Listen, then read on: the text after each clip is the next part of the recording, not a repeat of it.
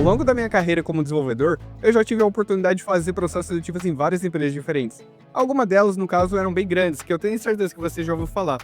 Nomes como Google, Amazon, Uber ou Microsoft, que é a empresa que eu estou trabalhando atualmente, são só algumas das empresas que eu já fiz processo seletivo e já fiz ali uma entrevista técnica no caso. Com isso em mente, eu decidi reunir 15 perguntas que eu já tive que responder durante os processos seletivos e trazer aqui para vocês terem uma noção de como que funciona uma entrevista técnica, das perguntas que pode ser e caiam aí para você também.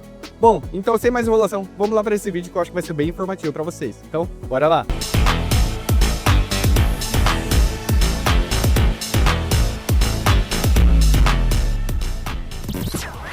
Fala galera, como é que vocês estão? Meu nome é William Douglas, trabalho como desenvolvedor de software na Microsoft e vocês estão no canal de pessoas que gostam de programação e tecnologia. Hoje a gente vai falar no caso sobre essas 15 perguntas que eu acabei separando durante todos os meus anos fazendo entrevistas aí para diversas empresas aí. Algumas internacionais, algumas aqui no Brasil mesmo, mas são perguntas que no caso ali sempre acabam caindo para mim, que são assim repetidas, né, eu diria, ou algumas perguntas que eu achei assim interessante, que por algum motivo eu falei, caramba, essa pergunta foi interessante, vou guardar aqui. Bom, eu decidi no caso fazer um compilado aí dessas 15 perguntas e trazer aqui pro canal, para vocês terem uma noção talvez de uma pergunta que possa acabar caindo aí para vocês durante o processo seletivo, ou só por curiosidade mesmo. Bom, pra gente poder começar a falar assim dessas perguntas, a gente vai separar isso aí em 3 categorias aqui. Uma no caso vai ser ali para o nível iniciante, ou seja, para os programadores júniores, e a gente vai ter também o nível pleno e no final o nível sênior também. Vale mencionar também que essas perguntas que eu acabei aqui separando, elas não estão assim vinculadas diretamente a nenhuma linguagem de programação específica. Então são perguntas técnicas, no caso, que poderiam ser feitas para qualquer tipo de linguagem, ou pelo menos essa seria a ideia. Então poderia ser feita ali para uma vaga de C#, JavaScript, Python, ou qualquer coisa. Bom, com isso definido, então bora lá já começar com a primeira categoria, que seria ali as perguntas para um desenvolvedor júnior, que eu acabei separando. Bom, galera, então eu já separei aqui, no caso, algumas perguntas que foram feitas ali para mim durante todos esses anos aí fazendo entrevistas. E a primeira pergunta que eu posso já falar aqui logo de cara, aqui pro nível júnior, é o que é orientação a objeto? Ou seja, uma pergunta ali já de fundamentos, né? Acredito que de fundamentos iniciais ali, caso você esteja aprendendo a programar, esteja ali na faculdade ou fazendo um curso, provavelmente isso é uma das primeiras coisas que você está aprendendo ali, né? Depois de você aprender a fazer o básico ali da programação. Então, isso é uma pergunta no caso de fundamento que caiu para mim, quando eu estava ali fazendo processos seletivos para estagiário e também para desenvolvedor júnior.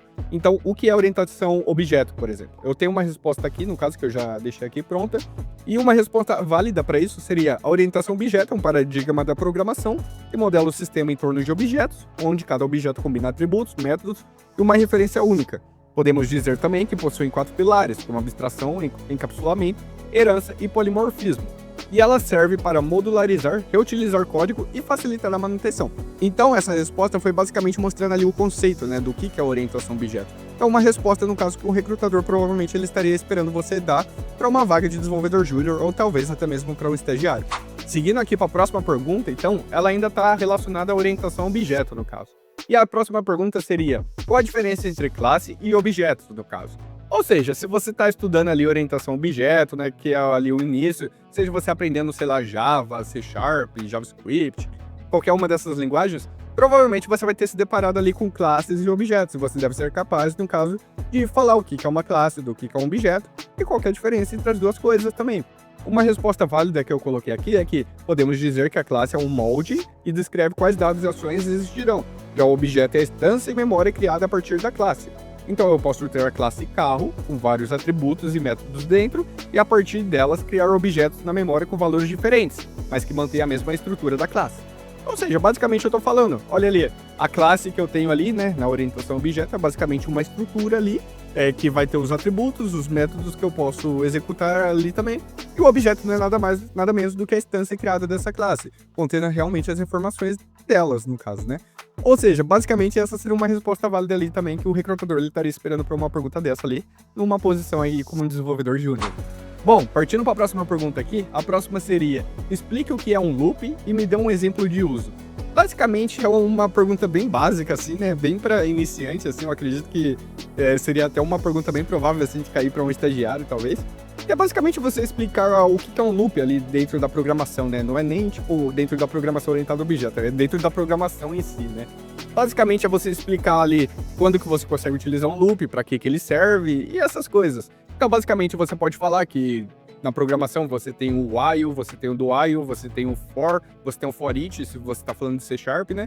Que basicamente permite você repetir uma instrução de códigos ali que você queira em uma determinada quantidade de vezes. Então, basicamente, é você dar esses exemplos. Então, vamos supor, eu quero percorrer algum trecho de código uma quantidade X de vezes. Para isso, você pode utilizar, no caso, essas instruções aí de loop, que é, no caso, de novo, while, do while, for each, por exemplo. Bom, dificultando agora um pouquinho, mas ainda mantendo o nível ali iniciante, como júnior ou até mesmo estagiário, a gente parte então para a próxima pergunta, que agora seria: qual é a diferença entre passagem de parâmetro por valor e por referência?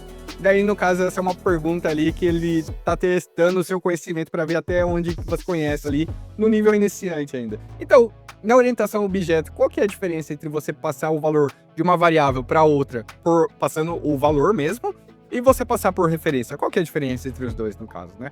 Bom, daí uma resposta válida para essa seria: você passar, no caso, por valor, você está passando o valor, de fato, de uma variável para outra. Ou seja, caso você passe o valor 15, por exemplo, ou a variável 15 que você tem de uma variável A para uma variável B, e você mude depois o valor na variável B, isso não vai afetar o valor na variável A.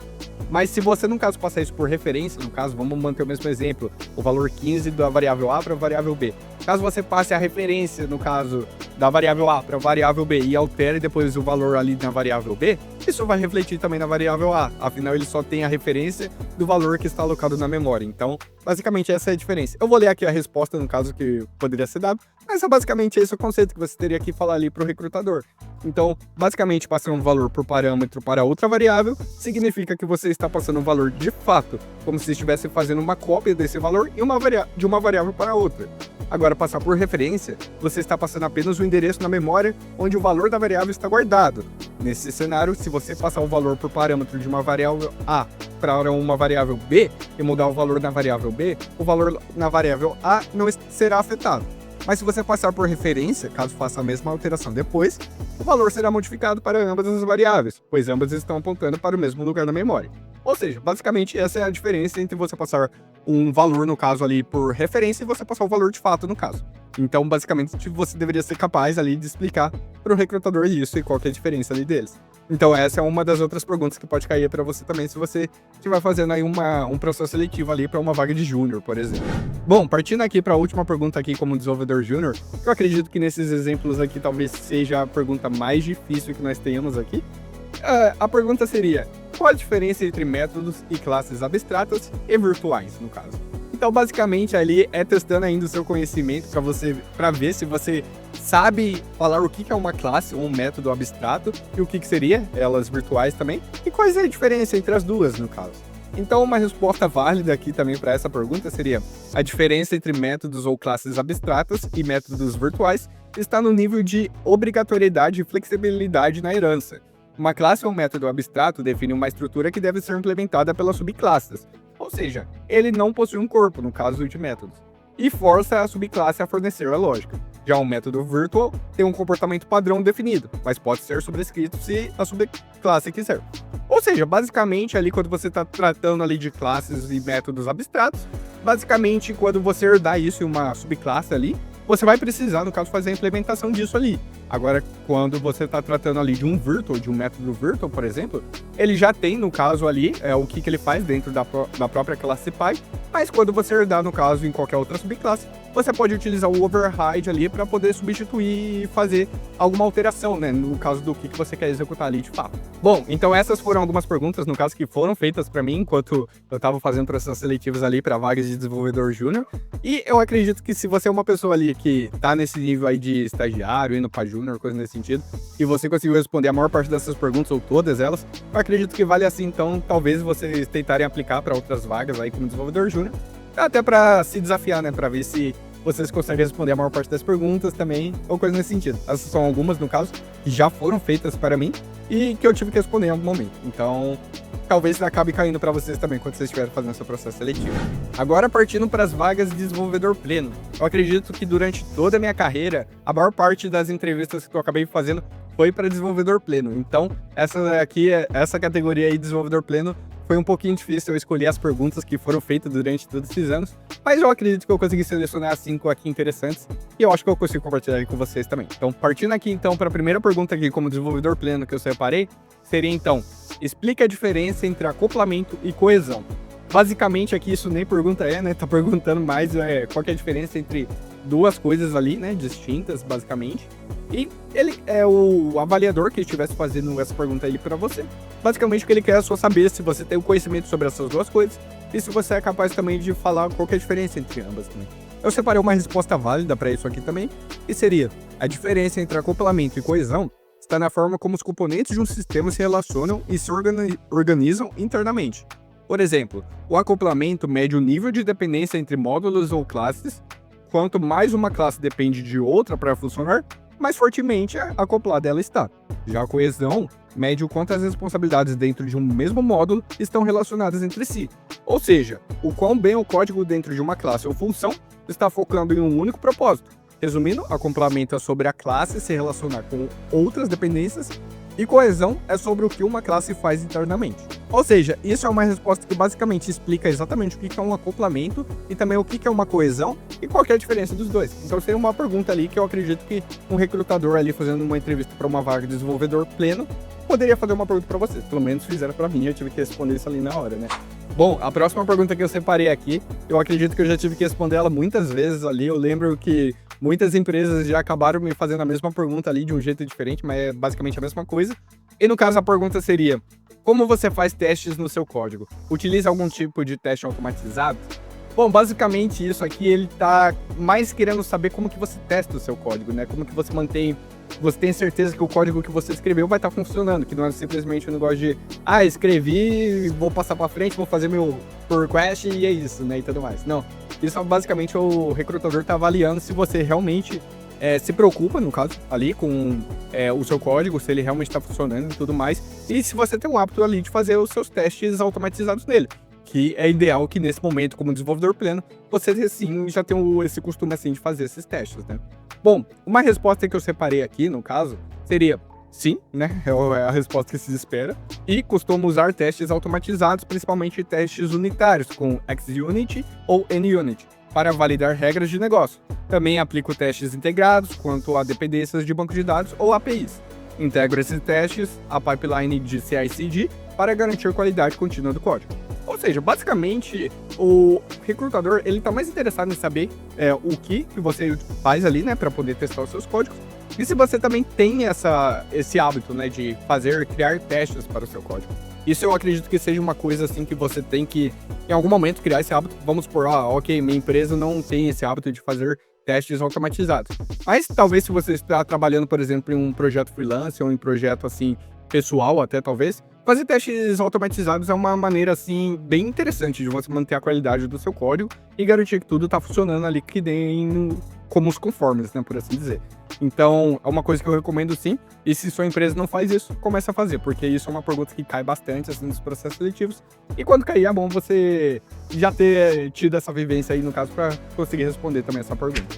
Bom, partindo para a próxima pergunta aqui, que eu já acabei recebendo ali para a vaga de desenvolvedor pleno, seria: você sabe o que é um design patterns? Já utilizou algum? Quais? Bom, basicamente aqui o recrutador, além de estar testando seu conhecimento teórico ali, né, de você saber o que é um design patterns e tudo mais, ele espera também que você já tenha utilizado algum, pelo menos, né, durante todo o seu período ali de experiência trabalhando na área. Então é esperado que você já saiba o que é design patterns e já tenha trabalhado com eles, seja de criação, estrutural ou até mesmo comportamental ali, mas que você já tenha trabalhado com eles e também que você saiba ali definir basicamente o que seria ele. Então, basicamente, uma resposta válida assim para isso seria que o design pattern é uma solução para um problema comum de design de software, e eles são modelos ou estruturas que ajudam a organizar o código de uma forma mais eficiente, legível e escalável. Eles são separados em algumas categorias, como os padrões de criação, estruturais e os comportamentais. E sim, já usei vários, por exemplo, o Singleton para garantir uma classe que tem apenas uma instância, o Factor para criar objetos sem acoplamento direto e o Observer para monitoramentos de estado dos objetos. Ou seja, basicamente ali, além das definições, ele quer saber também se você já teve contato com isso. E você vai falar alguns exemplos, no caso, de coisas que você já utilizou de fato no seu trabalho, é o que basicamente o recrutador ele quer ouvir. Vale dizer aqui também que eu não citei todos os design patterns. Eu acredito que nesse nível de pleno, talvez, dependendo da empresa também, né? Mas eu acredito que, de modo geral, os recrutadores eles não vão querer saber se você sabe todos os design patterns exatamente para que serve cada um deles, né? Mas, no caso, ele quer mais saber os que você já teve vivência, o que você, no caso, já trabalhou com, que você é esperado, pelo menos, que você já tenha trabalhado com alguns deles. Então, basicamente, é isso que o recrutador quer saber, e além da definição ali dos que você já trabalhou com também. Bom, então, basicamente, essa foi aí a terceira pergunta aí para um desenvolvedor.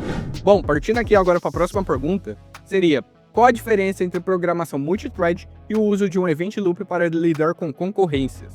Basicamente, aqui ele quer saber se você tem experiência ali trabalhando... Ô, caralho! Bom, basicamente ele quer saber ali se você tem experiência trabalhando com threads na sua aplicação e se você está acostumado, no caso ali, a executar várias coisas ali em threads diferentes ao mesmo tempo. E basicamente ele quer saber se você tem essa experiência ali de trabalhar com threads e concorrências também. E bom, uma resposta válida para essa pergunta seria: a diferença entre eles está na forma como cada abordagem lida com a concorrência, ou seja, com a execução de múltiplas tarefas ao mesmo tempo. O multithread usa múltiplas threads de execução, onde cada thread pode rodar uma tarefa separadamente ao mesmo tempo. Já o Event Loop é um modelo monothread, baseado em um laço principal que executa eventos e executa callbacks de forma assíncrona, sem bloquear a thread principal. Em vez de rodar tudo ao mesmo tempo, ele agenda e alterna rapidamente entre tarefas não bloqueantes, simulando concorrência ao executar uma de cada vez dentro da mesma thread. Então é basicamente ali uma pergunta ali para você diferenciar as duas coisas, né? Que eu acredito que você também já tenha tido que trabalhar em algum momento ali da sua carreira. É basicamente você falar um pouquinho ali da multithreads e o uso ali de um event loop também. Então basicamente isso é a diferença entre ambos ali também. Bom, partindo agora para a última pergunta ali para um desenvolvedor pleno, seria: como você faria para melhorar a performance de uma aplicação lenta? Ou seja, basicamente aqui, o recrutador ele tá assumindo que você já teve vivências assim com uma aplicação, seja ela qual for. Em algum momento, no caso, você já lidou com a sua aplicação tá lenta ou coisa nesse sentido, você teve que trabalhar ali um pouquinho na performance dela. Ele quer saber basicamente o que você fez ali para melhorar a performance. Se você, não sei, mudou a query que você está utilizando para consultar alguma coisa no banco, se você começou a utilizar threads diferentes para poder, no caso, fazer processamento paralelo ali, em vez de, tipo, esperar toda a fila ali, né, das coisas que você precisa. Basicamente, ele quer saber o que você fez ali para tornar a sua aplicação mais rápida. E é esperado, sim, que como desenvolvedor pleno, assim, ou concorrente a um desenvolvedor pleno, você já tenha tido experiência com algo nesse sentido. Bom, uma resposta válida para isso seria: para melhorar a performance de uma aplicação lenta, eu começo identificando o gargalo. Uso ferramentas de profiling ou logs de performance para entender onde o tempo está sendo gasto. Pode ser CPU, memória, banco de dados, rede ou qualquer outra coisa. Se for uma aplicação web, analiso também o tempo de resposta das APIs e consultas ao banco, aplicando caching, lazy loading, compressão de payloads ou melhoria em índices de queries SQL, quando necessário. Também avalio se há operações síncronas que poderiam ser assíncronas, uso de paralelismo ou paginação em listas grandes, e se há reprocessos de loops desnecessários. Após aplicar as melhorias, monitoro os resultados com métricas reais para garantir que a performance de fato melhorou. Ou seja, é basicamente uma pergunta ali que você vai falar da sua experiência e o que você acabou fazendo ali também para melhorar a performance ali da sua aplicação, ou como que você faria ali caso você estivesse tendo um problema ali de performance, o que você acabaria fazendo ali para poder melhorar. Bom, partindo agora para as perguntas para um desenvolvedor sênior, eu acredito que vocês vão perceber que nessas perguntas, elas vão ser um pouquinho diferentes. Se vocês repararem bem, as perguntas feitas para um desenvolvedor júnior foram muito mais de o que é e explique o porquê, enquanto as perguntas para um desenvolvedor pleno também foram o que é e explica o porquê, mas também foram questões de explique também a sua experiência, me conte um pouquinho sobre a sua experiência. Já as perguntas feitas para um desenvolvedor sênior, pelo menos as perguntas que foram feitas para mim durante o processo seletivo, na verdade nem perguntas elas foram. Era mais a questão de o recrutador dar alguma situação, ou ele falar de alguma coisa no caso, e você falar ou qual foi a sua experiência ou como você resolveria o problema.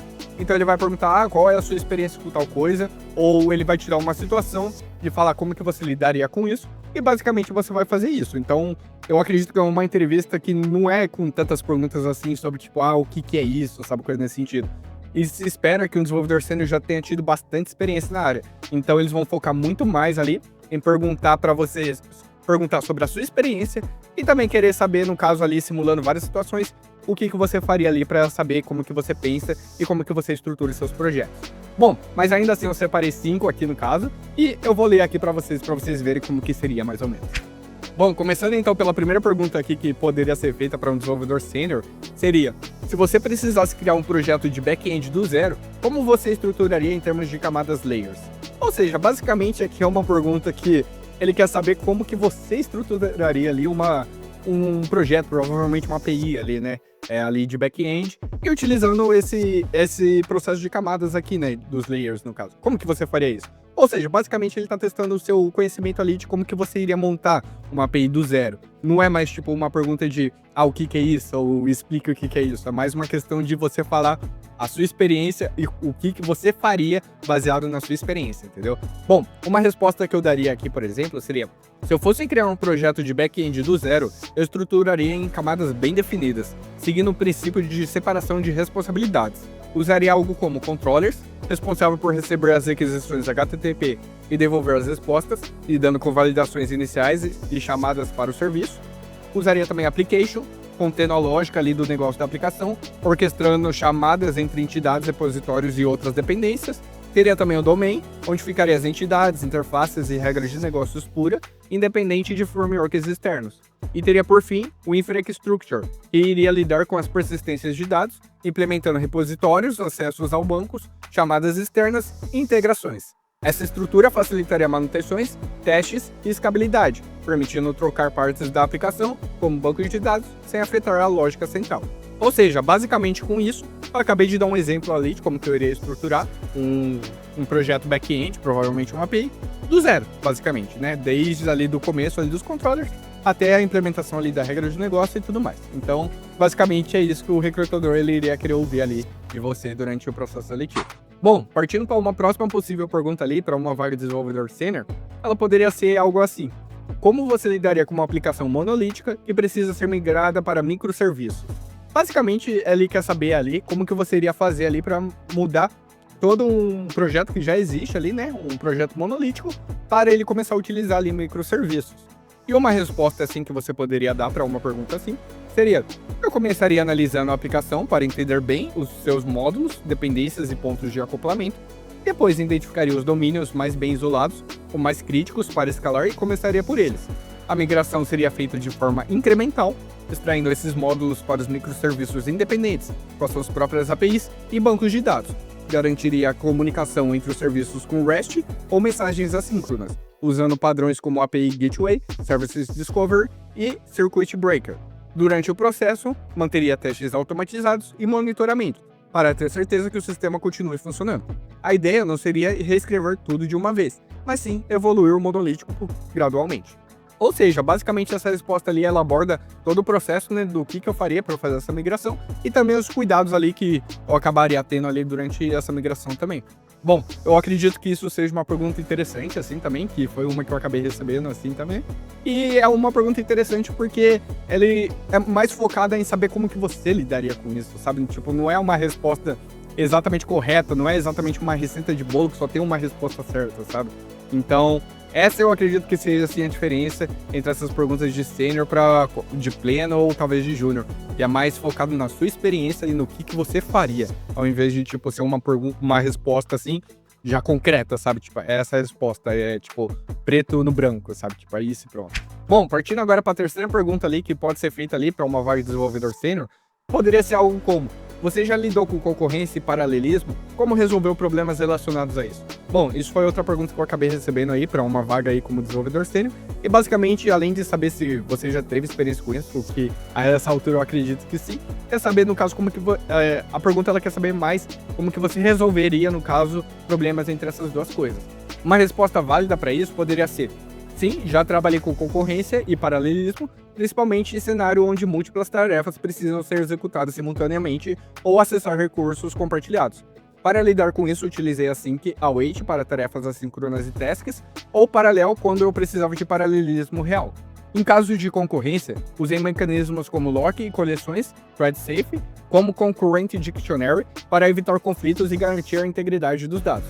Sempre busquei identificar pontos críticos e aplicar a estratégia mais adequada, equilibrando performance e segurança. Ou seja, basicamente é uma outra resposta que é totalmente válida, que você pode dar para uma pergunta assim, mas que foca totalmente ali na sua experiência e algo que você já acabou fazendo. Bom, galera, partindo agora para a quarta pergunta ali para um desenvolvedor sênior, ela poderia ser algo como: o que é Domain Drive Design e quando você aplicaria em um projeto? Bom, basicamente ali ele quer saber de novo, né, como que você aplicaria algo ali, né, no projeto. De novo, tem uma pergunta ali, né, do o que é, mas a pergunta tá mais querendo saber como que você utilizaria isso ali em um projeto real. Então, uma resposta válida para isso poderia ser como: é uma abordagem de desenvolvimento de software focada em modelar o domínio de negócio de forma clara, com a participação ativa de especialistas da área. A ideia central é organizar o sistema em torno de conceitos de negócio real, usando entidades, objetos de valor, serviços de domínios, agregados, repositórios e bounded context, promovendo um design mais expressivo, coeso e alinhado com as regras de negócio. Eu aplicaria o Domain Drive Design em projetos complexos e com regras de negócios ricas, onde é importante manter um modelo bem estruturado e evoluído. Não usaria ele em projetos pequenos ou crudes simples, onde a complexidade do padrão pode acabar sendo um exagero. Ou seja, é basicamente uma resposta válida ali que eu poderia falar de quando que eu poderia utilizar isso e também quando não seria tão interessante utilizar, por exemplo. Em aplicações mais simples, por exemplo, talvez não seja tão interessante utilizar isso, mas para outros mais complexos vai ser uma vantagem. Então isso é uma resposta, por exemplo, que um recrutador, por exemplo, poderia estar esperando de você num processo seletivo, talvez. Bom, e partindo agora para a última pergunta que eu separei aqui, que já foi feita ali em processos seletivos para um desenvolvedor sênior, foi: descreva uma situação em que você precisou resolver um problema complexo de arquitetura de software. Ou seja, basicamente, de novo, tá querendo saber de alguma coisa que eu já acabei fazendo durante ali meu tempo, né, minha experiência e tudo mais, e foi algum problema ali na arquitetura de software. Bom, uma resposta que eu acabei dando foi uma resposta ali pessoal, né, afinal essa é uma pergunta totalmente pessoal, então não vai ter assim exatamente uma única resposta correta, é totalmente focado na sua experiência, mas uma resposta que eu acabei separando aqui seria: em um projeto anterior, trabalhei em uma aplicação que gerenciava várias APIs, usadas por diferentes clientes, cada um com regras de negócios específicas. O problema era que todo o código estava misturado, o que dificultava mudanças e aumentava o risco de bugs ao atender novos clientes. A solução que propus foi separar as regras específicas em módulos usando o padrão Strategy e aplicar a injeção de dependência para facilitar a troca de comportamentos conforme o cliente. Também implementamos um sistema de feature toggle que permitia ativar ou desativar funcionalidades para o cliente sem precisar fazer novos deploys. Com isso, o sistema ficou mais organizado, fácil de manter e conseguimos adicionar novos clientes de forma mais rápida e segura. Então, basicamente, isso foi ali uma resposta que eu acabei dando ali, né, para essa pergunta, que é totalmente focada ali na minha experiência pessoal, ou seja, esse foi um problema ali que eu acabei tendo em um projeto. Eu não vou abrir aqui, né, para vocês exatamente qual que era o escopo do projeto, mas era basicamente ali um projeto que eu tava tendo que lidar ali com várias APIs de vários bancos diferentes, basicamente, e a gente precisava, no caso, separar a regra de negócio ali para cada cliente, né, que no caso seria os bancos ali, no caso. Mas então é isso, galera. Eu acredito que eu consegui compartilhar com vocês algumas perguntas, no caso, que foram feitas para mim, né? Desde o nível de iniciante ali, de desenvolvedor júnior, até o desenvolvedor sênior, né? Que são os processos seletivos que eu estou fazendo agora atualmente. E eu acredito que deu para ver bastante, né, a diferença entre a pergunta de cada um, né, no caso. Eu quis trazer todas essas perguntas aqui até para mostrar ali, para ficar um pouco mais evidente como que é, no caso, as perguntas ali para um desenvolvedor júnior, e no caso são muito mais focados no o que é e explicar o que é também, né, no caso, tipo, normalmente conceitos ali da programação ou coisas nesse sentido, enquanto ali perguntas para um desenvolvedor pleno é mais focada ali em um pouquinho, fazer perguntas um pouco ali da experiência dele, mas também focando ali bastante em conceitos do que é, né, e explicar o que é também. Já uma entrevista ali para um desenvolvedor sênior, eu acredito que a maior parte dela, se não toda a entrevista, vai ser focada ali na sua experiência e em perguntas no caso de como que você lidou com isso, como que você iria criar a arquitetura no caso de um projeto, sabe? Seriam coisas, no caso, que você já vivenciou e de coisas que você teve que decidir no projeto, e seriam basicamente isso que seria a entrevista ali para um sênior. Seria tipo só esse tipo de conversa técnica, eu diria, talvez. Bom, galera, mas essas são algumas perguntas que eu já recebi ali durante todos esses anos aí, fazendo processos seletivos. E caso você seja alguém aí que ouviu essas perguntas no caso, e você conseguiu responder a maioria delas, ou elas no caso, então eu acredito que talvez seja a hora ali de você começar a aplicar ele para umas vagas. Até para testar o seu conhecimento, mesmo que você não queira, assim, exatamente, por exemplo, sair da sua vaga que você tem agora, né, da sua posição, assim, na sua empresa, ainda assim eu acho válido, talvez, você aplicar para outros processos seletivos, até para você ver como que tá o seu nível de conhecimento, assim, no mercado, e até mesmo para ver, né, se caso amanhã você perder seu emprego, se você conseguiria passar, por exemplo, em outro. Então, é sempre bom você estar sempre fazendo processo seletivo, mesmo quando você não tá com a intenção real, assim, de trocar de trabalho no momento. Bom, galera, mas esse foi o vídeo de hoje. Não esqueça de deixar o like e deixe seu comentário aí também, se você tiver qualquer dúvida ou coisa nesse sentido, ou até mesmo sugestões, que eu vou ler todos e respondo todos os comentários também. Não se esqueça também de me seguir aí nas redes sociais. E é isso, galera, a gente se vê no próximo vídeo. Até mais!